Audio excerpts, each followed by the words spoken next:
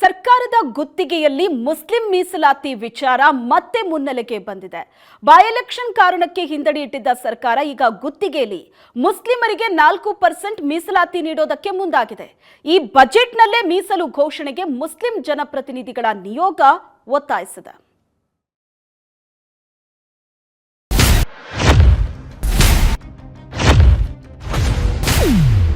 ಸರ್ಕಾರಿ ಗುತ್ತಿಗೆಯಲ್ಲಿ ಮುಸ್ಲಿಮರಿಗೆ 4% ಮೀಸಲಾತಿ. ಸಿದ್ದರಾಮಯ್ಯ ಭೇಟಿಯಾದ ಮುಸ್ಲಿಂ ಜನಪ್ರತಿನಿಧಿಗಳು. ಮುಸ್ಲಿಂ ಓಲೈಕೆಗೆ ಮುಂದಾಯ್ತಾ ಕಾಂಗ್ರೆಸ್ ಸರ್ಕಾರ. ಬೈ ಎಲೆಕ್ಷನ್ಗೆ ಹೆದರಿ ಮುಸ್ಲಿಮರಿಗೆ ಸರ್ಕಾರಿ ಗುತ್ತಿಗೆಯಲ್ಲಿ 4% ಮೀಸಲಾತಿ ನೀಡುವ ಪ್ರಸ್ತಾವನೆಯನ್ನ ರಾಜ್ಯ ಸರ್ಕಾರ ತಕ್ಷಣವೇ ಅದರಿಂದ ದೂರ ಸರಿದಿತ್ತು. ಬೈ ಎಲೆಕ್ಷನ್ ಎಲ್ಲ ಕ್ಷೇತ್ರಗಳನ್ನ ಗೆದ್ದಾಗಿದೆ. ಈಗ ಸರ್ಕಾರಕ್ಕೆ ಯಾವುದೇ ಆತಂಕವಿಲ್ಲ. ಹೀಗಾಗಿ ಮುಸ್ಲಿಂ ಸಮುದಾಯದ ಜನಪ್ರತಿನಿಧಿಗಳ ನಿಯೋಗ ಮೊನ್ನೆಯಷ್ಟೇ ಸಿಎಂ ಸಿದ್ದರಾಮಯ್ಯ ಭೇಟಿಯಾಗಿ ಬಜೆಟ್ನಲ್ಲಿ 4% ಟೆಂಡರ್ ಮೀಸಲಾತಿಯನ್ನ ಘೋಷಣೆ ಮಾಡಿ ಎಂದು ಒತ್ತಾಯಿಸಿದ್ದಾರೆ.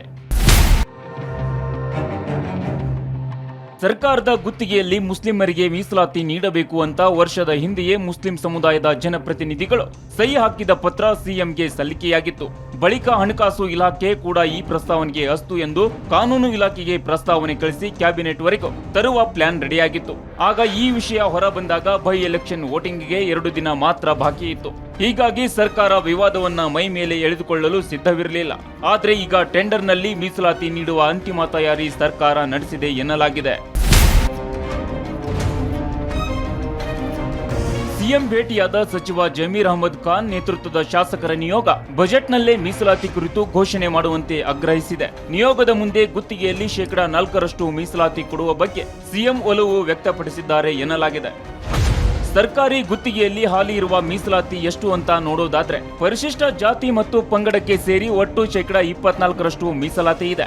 ಇನ್ನು ಒಬಿಸಿ ಪ್ರವರ್ಗ 1ಕ್ಕೆ 4% ಮೀಸಲಾತಿ ಇದ್ರೆ ಒಬಿಸಿ ಪ್ರವರ್ಗ 2ಎಗೆ 15% ಮೀಸಲಾತಿ ಇದ್ದು ಒಟ್ಟು 43% ಮೀಸಲಾತಿಯನ್ನ ಕೊಡಲಾಗಿದೆ. ಈ ಬಗ್ಗೆ ಸಚಿವ ಜಮೀರ್ ಅಹಮದ್ ಖಾನ್ ಅವರನ್ನ ಕೇಳಿದ್ರೆ ಅನುದಾನದ ಬಗ್ಗೆ ಮಾತನಾಡಿದ್ದೇವೆ, ಮೀಸಲಾತಿ ಬಗ್ಗೆ ಇಲ್ಲ ಎಂದಿದ್ದಾರೆ. ಮುಖ್ಯಮಂತ್ರಿಗೆ ಭೇಟಿ ಮಾಡೋದು ಸಹಜ. ಅದು ಪ್ರತಿ ಸಲ ಬಜೆಟ್ಗೆ ನಾವೇನ್ ಮಾಡ್ತೀನಿ, ನಮ್ಗೆ ಅನುದಾನ ಹೆಚ್ಚಾಗಿ ಕೊಡಿ ಅಂತ ಕೇಳ್ತೀವಿ ನಾವು.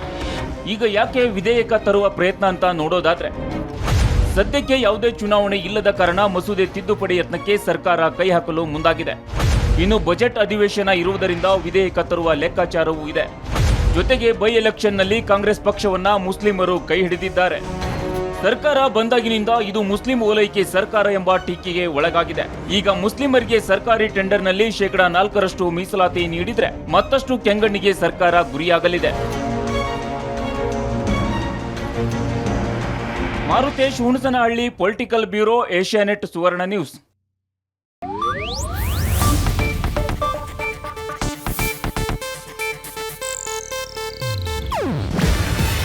ಇದು ಏಷ್ಯಾನೆಟ್ ನ್ಯೂಸ್ ನೆಟ್ವರ್ಕ್ ಪ್ರಸ್ತುತಿ.